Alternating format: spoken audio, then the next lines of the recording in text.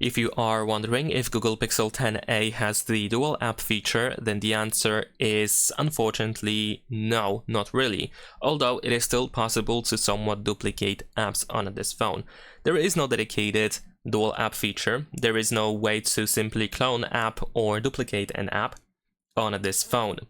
But we have private space, and although private space is not necessarily a feature that is used to duplicate apps, it can be used for that.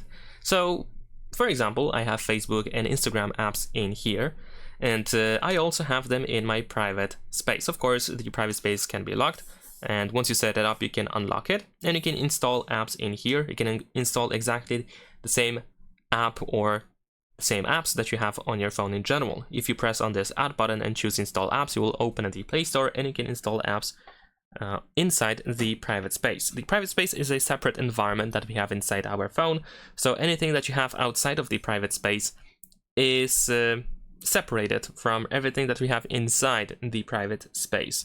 So if you install an app, it doesn't have any data, no account whatsoever. You will have to, of course, set it up by yourself once again, and that is pretty much it. Leave a like and subscribe.